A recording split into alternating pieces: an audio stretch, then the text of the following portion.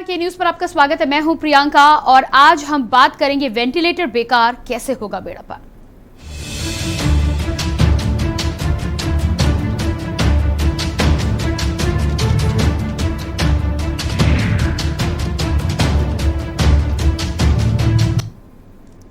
तो कोरोना की तीसरी लहर को लेकर जैसे ही दस्तक हुई है और साथ ही साथ जैसे ही कुछ एक्सपर्ट्स के द्वारा इस बारे में अंदेशा जताया गया है कि 4 जुलाई से कोरोना की तीसरी लहर की शुरुआत हो गई है। आंकड़ों की यदि हम बात करें तो आज भी आंकड़े बढ़ चढ़कर सामने आए हैं। ऐसे में कहीं ना कहीं हर राज्य तैयारी को लेकर बात करता हुआ नजर आ रहा है। तीसरी लहर को लेकर जिस तरह की तैयारी की गई है उन तमाम बातों की बात की जा रही है, लेकिन उन तमाम बातों के बीच वेंटिलेटर की स्थिति को लेकर कानपुर में जो मामला सामने आया है उसमें एक बड़ी खराबी सामने आई है। खराबी ये है कि वेंटिलेटर खराब पड़े हैं और उन खराब वेंटिलेटर के चलते कानपुर के जीएसवीएम में एक बच्चे की जान गई है। इसको लेकर अब बड़े स्तर पर कांग्रेस ने भी राज्यपाल को ज्ञापन सौंपा है। कानपुर का गणेश शंकर विद्यार्थी चिकित्सालय महाविद्यालय एक बार फिर से चर्चा में है। जीएसवीएम इस बार रेमडेसिविर इंजेक्शन घोटाले और मौतों के आंकड़े छिपाने के मामले में चर्चा में नहीं है, बल्कि ये एक नया मामला है। जीएसवीएम की पोल खुलती नजर आ रही है जिसमें वेंटिलेटर खराब होने के चलते एक मासूम ने दम तोड़ दिया है। आरोप अब ये लगाया जा रहा है कि लाला लाजपत राय चिकित्सालय हैलेट में मजबूर मां बाप सिस्टम की लाचारी और बदहाल व्यवस्थाओं की दुहाई देते रहे। ये वही जीएसवीएम मेडिकल कॉलेज है जहां के प्राचार्य को निलंबित भी किया जा चुका है। कई ऐसे मामले के न्यूज ने भी अपने खबरों के माध्यम से उठाए थे, लेकिन इसके बाद भी कोरोना की तीसरी लहर से लड़ने में हमारा मेडिकल कॉलेज संजीदा नहीं है। वेंटिलेटर से केवल बच्चे की मौत नहीं हुई, बल्कि सारे सिस्टम ने ही दम तोड़ दिया है। तो यहाँ पर हम बात कर रहे हैं उस बच्चे की मौत की जिसको लेकर राज्यपाल को ज्ञापन सौंपा है कांग्रेस पार्टी ने। कांग्रेस के द्वारा माँ बाप की वो आवाज़ उठाई गई है जिसमें बच्चे की मौत हो जाती है खराब वेंटिलेटर के चक्कर में। यहाँ पर मामला ये निकलकर सामने आ रहा है कि प्रधानमंत्री केयर फंड के द्वारा जिन वेंटिलेटर की खरीद की गई है, जिन व्यवस्थाओं को लेकर सरकारें दम भरती हुई नजर आ रही हैं कि तीसरी लहर को लेकर पूरी तरह से तैयारी की जा रही है, यूपी का मॉडल को हिट बताया जा रहा है, उस मॉडल की खराबी यहां पर देखने में मिली है। खराब वेंटिलेटर के चलते ना सिर्फ एक बच्चे की जान गई है, बल्कि तीसरी लहर की तैयारी की जब हम बात करते हैं तो क्या इस खराब वेंटिलेटर से तीसरी लहर की जंग जीती जा सकती है? क्या खराब और बेकार वेंटिलेटर से नैया पार लगाई जा सकती है? ये सवाल है के न्यूज के माध्यम से, ये सवाल है स्वास्थ्य विभाग से, ये सवाल है तमाम उन अधिकारियों से, व्यवस्था करने वाले उन नेताओं से जो लगातार सरकारों के माध्यम से, प्रशासन के माध्यम से ये दम भरते हुए नजर आते हैं कि कोरोना की तीसरी लहर को लेकर उत्तर प्रदेश में बढ़ चढ़कर तैयारी की जा रही है।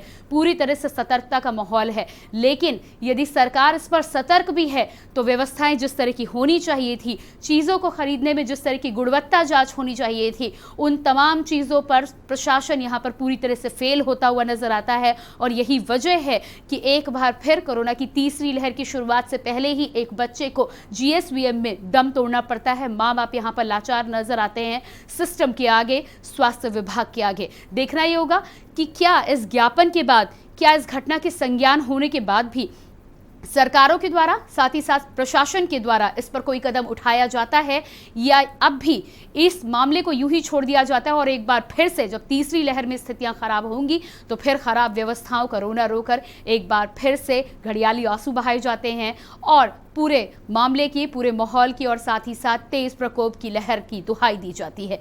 तो बड़ा सवाल यहाँ पर यह है, और इससे पहले हम इस बारे में बातचीत करें, लोगों से जाने कि क्या कुछ कमी रही, आपको दिखाते हैं एक रिपोर्ट।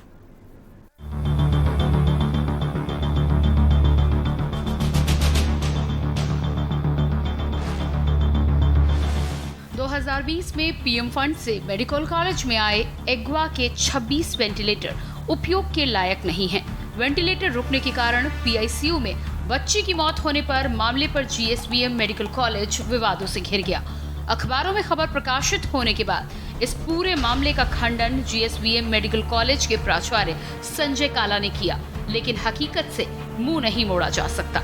गौरतलब है कि आईसीयू प्रभारी पहले से ही प्राचार्य को पत्र के माध्यम से इस बात की गौरतलब है कि आईसीयू प्रभारी पहले ही प्राचार्य को पत्र के माध्यम से इस बात की जानकारी दे चुके हैं और बता चुके थे कि हॉस्पिटल के वेंटिलेटर खराब हैं, लेकिन फिर भी कोई कार्रवाई नहीं की गई। जिसका नतीजा सामने है। एक बच्ची दिमाग की टीबी की वजह से जीएसवी मेडिकल कॉलेज में पीआईसीयू में भर्ती हुई थी और वहाँ पे उसको एग्वा के वेंटिलेटर पे रखा गया था। जब मरीज की हालत में सुधार नहीं हुआ तो इसको फिर एडवांस वेंटिलेटर पे शिफ्ट किया गया, जिस पे मरीज 4 दिन रही और धीरे धीरे उसकी हालत खराब होती गई और ट्यूबरकुलर मेनिंजाइटिस की वजह से और दिमाग में जो इसका रुकावट की वजह से इस मरीज की मृत्यु हुई। और इसका प्रमाण जो सरकारी अभिलेख है उसमें भी उल्लेखित है, न ही इसके परिजनों ने किसी विषय में इस बारे में शिकायत की। तो अतः ये जो न्यूज़ चल रही है कि बच्ची की मृत्यु का कारण अगवा के वेंटिलेटर, ऐसा कतई नहीं। अगर ये सही होता तो बच्ची की मृत्यु तत्काल हो जाती, जबकि मरीज 4 दिन एडवांस वेंटिलेटर पे भी रही। खराब वेंटिलेटर के कारण बच्चे की मौत के विरोध में राज्यपाल को ज्ञापन भेजकर खराब वेंटिलेटरों की बदलने की मांग करने वाले शहर कांग्रेस कमेटी कानपुर दक्षिण के अध्यक्ष डॉक्टर शैलेंद्र दीक्षित का कहना है कि उत्तर प्रदेश की खराब चिकित्सीय सुविधाओं के कारण बच्ची की जान चली गई। डॉक्टर शैलेंद्र दीक्षित ने कहा कि प्रधानमंत्री केयर फंड से कानपुर में सप्लाई हुए खराब वेंटिलेटर पर इलाज के दौरान हैलेट अस्पताल के बाल रोग विभाग केपीआईसीयू में एक बच्चे की मौत हो गई। डॉक्टर दीक्षित ने कहा कि यदि समय रहते ऐसे चिकित्सकीय कुप्रबंधन को सही ना किया गया और पूरे देश में प्रधानमंत्री केयर फंड से खरीदे गए खराब चिकित्सकीय उपकरण को जल्द से जल्द ना बदला गया तो प्रदेश ही नहीं पूरे देश में कोरोना की तीसरी लहर के दौरान मौत का तांडव होगा और सरकारें सिर्फ घड़ियाली आंसू बहाएंगी। कोरोना की तीसरी लहर दस्तक दे रही है। इसी बीच कानपुर के हैलेट के बाल रोग में पीएम केयर से आपूर्ति किए गए वेंटिलेटर, खराब वेंटिलेटर के कारण एक बच्चे की जान चली गई है। डॉक्टरों ने इन वेंटिलेटरों का प्रयोग करने से मना किया है। वहीं पर देश की योगी सरकार और मोदी सरकार एक दूसरे की पीठ ठोक रही है, एक दूसरे को प्रबंधन के लिए बधाई और धन्यवाद दे रही है। मैंने इस संबंध में आज महामहिम राज्यपाल जी को ज्ञापन प्रेषित किया है कि तीसरी लहर के आने से पहले इस तरीके से कुप्रबंध को ख़त्म किया जाए और जो इन खराब वेंटिलेटरों की सप्लाई में लोग हैं उनके खिलाफ सशक्त कार्रवाई की जाए। नहीं तो फिर उत्तर प्रदेश क्या पूरे देश में दूसरी लहर की तरह तीसरी लहर में भी मौत बरसेगी और सरकारें मूक दर्शक बनी रहेंगी। डॉक्टर दीक्षित ने प्रधानमंत्री केयर फंड से आपूर्ति हुए ऐसे खराब उपकरणों की जांच और दोषियों के खिलाफ कड़ी कार्रवाई की मांग तो की है, लेकिन देखने वाली बात ये होगी कि क्या वाकई में इस मामले में कार्रवाई होगी या फिर अन्य मामलों की तरह इस पर भी खानापूर्ति कर इतिश्री कर ली जाएगी। स्पेशल डेस्क के न्यूज़ इंडिया।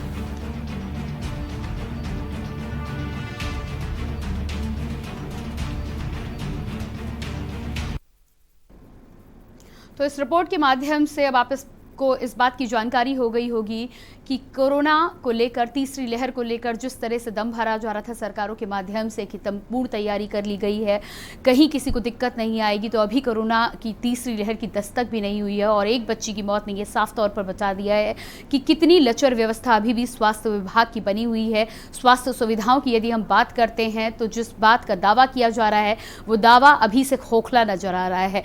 इस विषय पर बातचीत करने के लिए और अधिक जानकारी के लिए हमारे साथ जुड़ रहे हैं संतोष यादव, वरिष्ठ पत्रकार। सर, आपका बहुत बहुत स्वागत है कार्यक्रम में। जिस तरह की रिपोर्ट हमने यहाँ पर अपने दर्शकों को दिखाई और जीएसवीएम में एक बच्ची की मौत का मामला पीआईसीयू से जो सामने आया है खराब वेंटिलेटर के कारण, ऐसे में सबसे पहली बात तो यह है कि जिस तरह से सरकार के द्वारा दम भरा जा रहा था कि दूसरी लहर की कहीं ना कहीं स्थितियों को देखने के बाद तीसरी लहर को लेकर पहले से तैयारी की जा रही है, तमाम उपकरणों की खरीदी की जा रही है, बड़े बड़े बजट को लेकर भी बात सामने आ रही थी, लेकिन यहाँ पर तो तीसरी लहर की शुरुआत भी नहीं हुई है और यहाँ पर स्वास्थ्य विभाग की पोल खुलती हुई नजर आ रही है।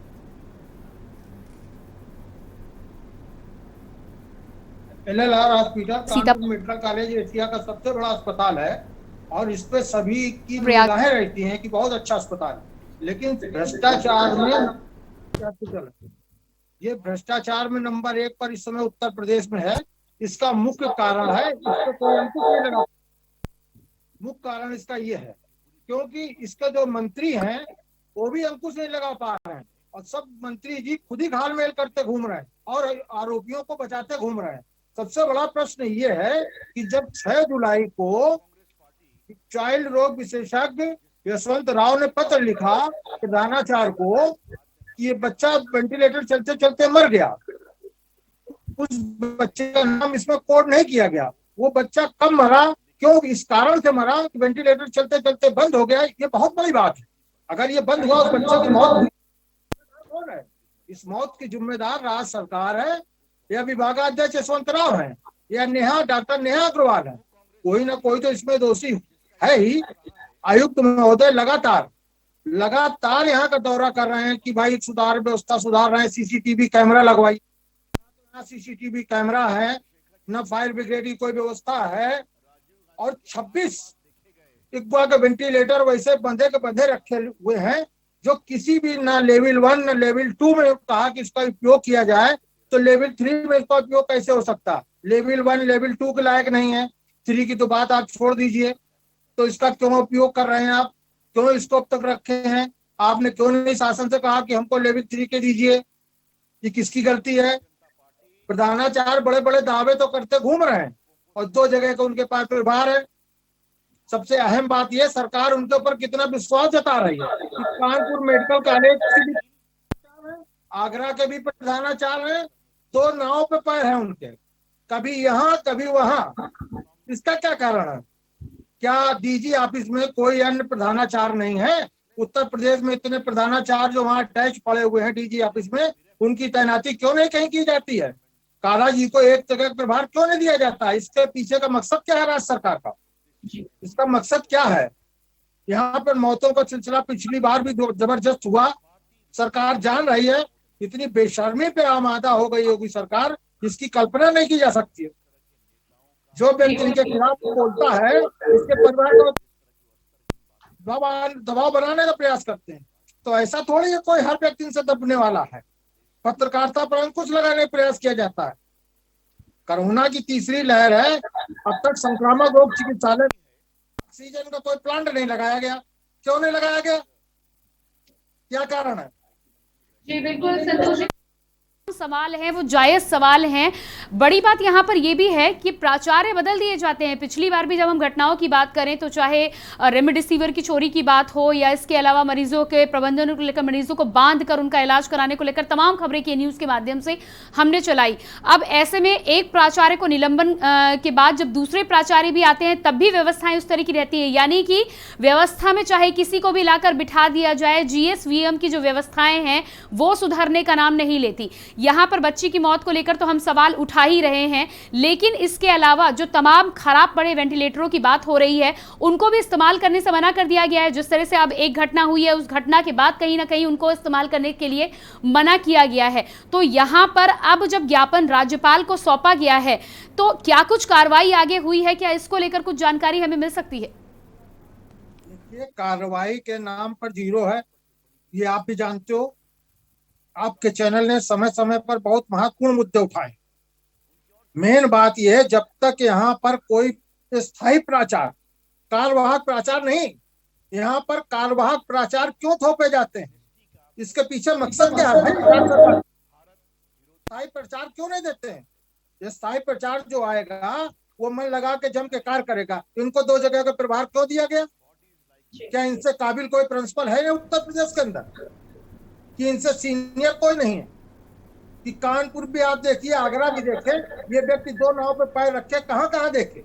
भाई संजय काला जी आए, इन्होंने यहाँ मार भ्रमण किया कि मैं यहाँ ये करवा दूंगा, वो करवा दूंगा, सिर्फ वादे, खोखले वादे। जितने अधिकारी आए, आयुक्त महोदय ने दौरा किया कि सीसीटीवी कैमरे लगवाइए।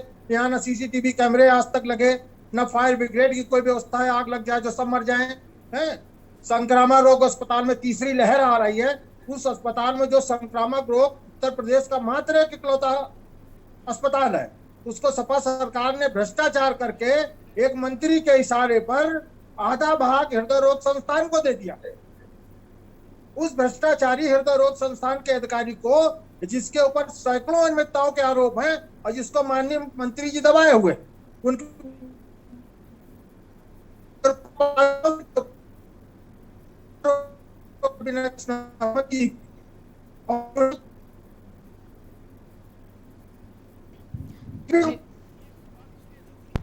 खराब वाले को इलाज क्या करेगा वो? और सर्जरी कर रहे हैं, कार्डिक सर्जन है भाई। आपने दिए है, आपने सारे तथ्य छिपाए। कोरोना काल का कहर आ गया, संक्रमण और अस्पताल 50 बेड का अस्पताल बचा है, उसमें कोई तैयारी नहीं अभी तक। काला जी ने एक बार भी दौरा नहीं किया, ऑक्सीजन की वहां कोई व्यवस्था नहीं करी, तीसरी लहर सर पे दस्तक दे रही है। इसका कारण क्या है? वहां पर करा दिया गया। संक्रमण रोग चिकित्सालय के डायरेक्टर ने खुलवा दिया। अब बताइए मरीज क्या है? हो हल्ला हुड़दंग, संक्रामक रोग के रोगी, कोरोना की तीसरी लहर। सबसे अहम बात है कि संक्रामक रोग अस्पताल में अभी तक 10 साल से संक्रामक रोग चिकित्सालय का बोर्ड तक जीटी रोड पे नहीं लगा है।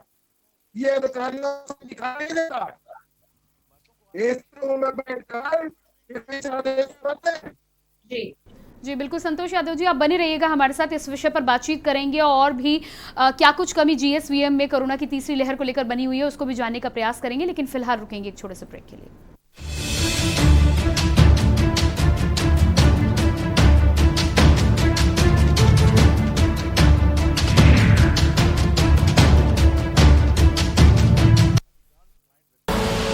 आप देख रहे हैं के न्यूज, खबरों का सारथी। संकल्पित हैं भ्रष्टाचार मुक्त शासन प्रशासन तथा राज्य की जनता को पारदर्शी, संवेदनशील एवं त्वरित सेवाएं प्रदान करने हेतु संकल्पबद्ध हैं। युवाओं को रोजगार के बेहतर अवसर उपलब्ध कराने हेतु समर्पित हैं। कोविड-19 पर प्रभावी नियंत्रण एवं स्वास्थ्य सेवाओं को सुदृढ़ एवं सुलभ करने हेतु प्रतिबद्ध हैं। सभी जनपदों में विभिन्न जन कल्याणकारी योजनाओं को शिविरों के माध्यम से आम जनमानस तक पहुंचाने हेतु कटिबद्ध हैं। महिलाओं के स्वावलंबन सशक्तिकरण के लिए प्रतिज्ञाबद्ध है। दलित, पिछड़े और वंचित वर्गों के उत्थान एवं उन्नयन के लिए प्रधानमंत्री श्री नरेंद्र मोदी जी के संकल्प सबका साथ, सबका विकास, सबका विश्वास को सिद्ध करने के लिए हर उम्मीद पर खरा उतरना है। विकास के पथ पर आगे बढ़ना है। आप देख रहे हैं के न्यूज, खबरों का सारथी।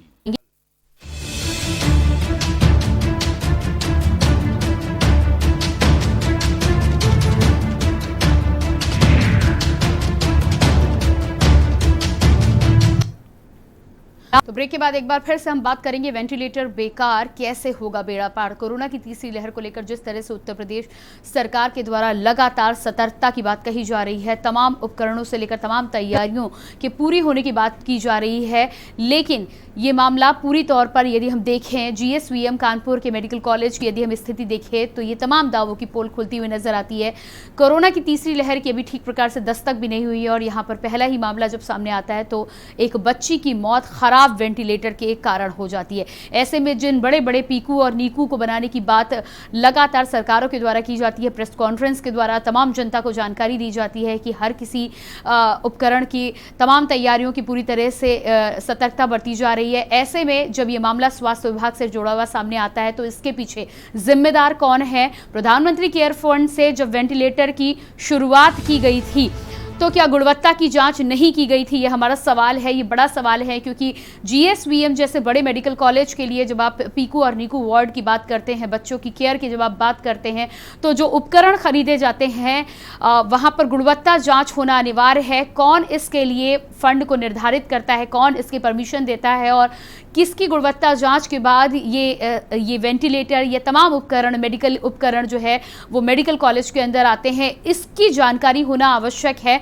यहाँ पर ये देखना आवश्यक है कि आखिर किसने गुणवत्ता की जांच करके इसको ओके की हरी झंडी दी थी, जिसकी वजह से ये वेंटिलेटर, एग्वा वेंटिलेटर की जो हम बात कर रहे हैं वो जीएसवीएम मेडिकल कॉलेज पहुंचे। जिस तरह से हम जानकारी ले रहे थे, वरिष्ठ पत्रकार संतोष यादव जी का साफ तौर पर कहना था कि जो वेंटिलेटर L1 और L2 के लायक भी नहीं है, उन्हें L3 में कहीं ना कहीं लगाया गया है और ऐसे में वेंटिलेटर खराब होने से जो ये स्थिति सामने आई है, डॉक्टर्स का भी अब साफ कहना है कि इन वेंटिलेटर्स का इस्तेमाल नहीं किया जा सकता है, क्योंकि इस तरह के ख़राब वेंटिलेटर के इस्तेमाल से आगे भी जाने जा सकती हैं और ये लोगों की ज़िंदगियों के साथ खिलवाड़ हो सकता है। कांग्रेस ने इस मामले में आवाज़ उठाते हुए राज्यपाल को ज्ञापन सौंपा है और मांग की गई है कि जल्द से जल्द खराब उपकरणों को बदला जाए, उनकी जगह पर सही उपकरण लगाए जाए, अन्यथा जिस तरह की तैयारियों को लेकर बातचीत की जा रही है उस पर पानी फिरता हुआ नजर आएगा।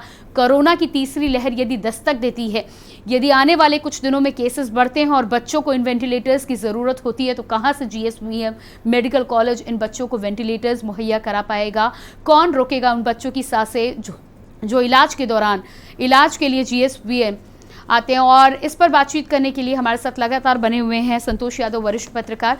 जी संतोष जी, आपसे मैं जानकारी लेना चाह रही थी, जिस तरह की घटना सामने आई है, साफ तौर पर जब आपने ये बात कही है कि जो वेंटिलेटर L3 में लगाए गए हैं वो L1 और L2 के लायक भी नहीं है, इस बात को मैं समझना चाह रही थी कि जब प्रधानमंत्री केयर फंड से हो या अस्पताल में जब भी किसी मेडिकल उपकरण की खरीद की जाती है तो सबसे पहले उसकी गुणवत्ता की जाँच होनी चाहिए। क्या गुणवत्ता की जाँच होती है? यदि गुणवत्ता की जाँच हुई है तो इस तरह की गड़बड़ी कहां पर हुई, किसके द्वारा हुई? क्या इस बारे में जानकारी हम अपने दर्शकों को दे सकते हैं? देखिए, जब ये वेंटिलेटर आए थे तो ये सबसे नैतिक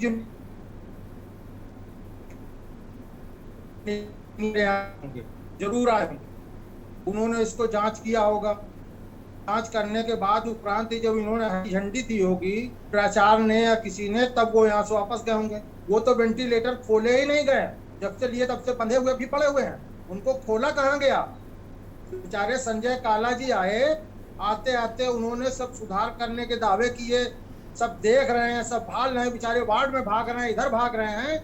मतलब इतनी अब व्यवस्थाएं बिगड़ी हुई हैं, उनको सुधारने के लिए उनको काफी समय चाहिए, लेकिन उनके पास 2 जगह का प्रभार है तो वो बेचारे इधर में लटके रहते हैं जी, उधर जाते हैं।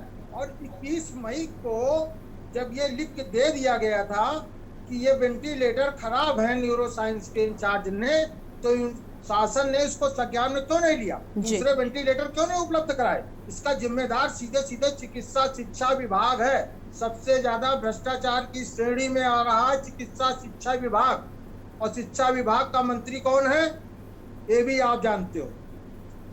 क्यों? योगी जी के काफी करीब हैं, योगी जी भी इस चीज को जानते हैं। उन्होंने अब तक कोई कार्रवाई क्यों नहीं की कि मेडिकल कॉलेज में इतने लोग आम की तरह, पके आम की तरह दूसरी लहर में मरे, तीसरी लहर में काला जी आए, सब सुधार कर रहे हैं। कितना सुधार करेंगे भाई? संक्रामक रोग 50 वार्ड का अस्पताल है, उसमें अभी तक कुछ नहीं हो पाया, कितना कब कितनी जल्दी करवाएंगे? ये बहुत बड़ी विडंबना है कि अब तो काफी सुधार हुआ है जब से यहाँ पर मेडिकल कॉलेज में अभी काला साहब ने आते ही उप प्रधानाचार्य डॉक्टर ऋचा गिरी को प्रमुख चिकित्सा अधीक्षक का कार्यभार सौंपा जी। इससे पहले तो वहाँ सारा बेलगाम था, जब तक ज्योति सक्सेना रही।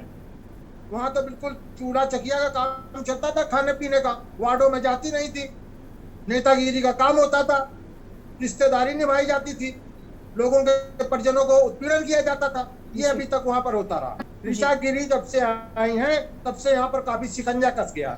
शिकंजा कसने के बाद इसका कारण ये हुआ कि लोग उनके विरोध करने लगे, क्योंकि वो वार्डों का निरीक्षण करती हैं, किस वार्ड में कितनी सिस्टर है, किस जगह कितनी मैट्रन है, कहाँ पर दवाई मिल रही है, कहाँ दवाई नहीं मिल रही है, दवा नहीं मिल रही तो क्यों नहीं मिल रही है, खुद जाती हैं।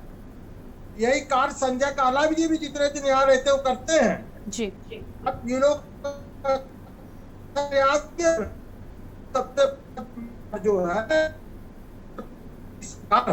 उसकी जिम्मेदारी है कि उसने ये वेंटिलेटर वापस क्यों नहीं किए और इसके स्थान पर नए वेंटिलेटर क्यों नहीं उपलब्ध? क्या वो जनता को मरने के लिए छोड़ रही है सरकार? पिछला कहर देख चुकी है, अब तक तो सारी व्यवस्थाएं हो जानी चाहिए थी। अब तक से लेकर वार्ड में जाने चाहिए, कहीं कोई व्यवस्था नहीं हो पाई जी। बेचारे अथक प्रयास करते हैं, फिर वही के वही अटक जाते हैं। जी बिल्कुल ठीक है। संतोष जी, तो व्यवस्थाएं हो जानी चाहिए, लेकिन ये यदि व्यवस्थाएं समय पर हो जाती तो इस तरह से यहाँ लोगों को राज्यपाल को ज्ञापन सौंपने की ज़रूरत कैसे पड़ती, कैसे अधिकारियों के भ्रष्टाचार पर सवाल ना उठाए जाते। जीएसपीएम पर लगातार जब सवाल उठाए जाते हैं तो कहीं ना कहीं इस तरह की स्थितियाँ लगातार बनाने वाले अधिकारियों से लेकर कर्मचारी तक मेडिकल कॉलेज में मौजूद है, जिसकी वजह से इस तरह की स्थिति होती है। संतोष यादव जी, हमसे जुड़ने के लिए आपका बहुत बहुत शुक्रिया। और लगातार जिस तरह से हम खराब वेंटिलेटर को लेकर यहाँ पर सवाल उठाते हुए नजर आ रहे हैं, हमारा सवाल यही है कि वेंटिलेटर ये खराब होने की वजह से कोरोना की तीसरी लहर की तैयारी की जो सरकार बात करती है वो किस तरह से होगी। और अब जब वेंटिलेटर खराब हैं, राज्यपाल को ज्ञापन सौंपा जा चुका है, इस बात खबर के माध्यम से हमने भी ये बात पहुंचाने का प्रयास किया है, तो अब देखना ये होगा कि आगे आने वाले समय पर इस पर कितनी जल्दी संज्ञान लिया जाता है और कितनी जल्दी इस पर कार्रवाई की जाती है। फिलहाल हमारे इस विशेष कार्यक्रम में इतना ही। कोरोना से बचाव के लिए आप मास्क का उपयोग करते रहें और कोरोना गाइडलाइंस का भी पालन करते रहें। बाकी खबरों के लिए देखते रहिए के न्यूज़ इंडिया। मुझे दीजिए इजाजत। नमस्कार।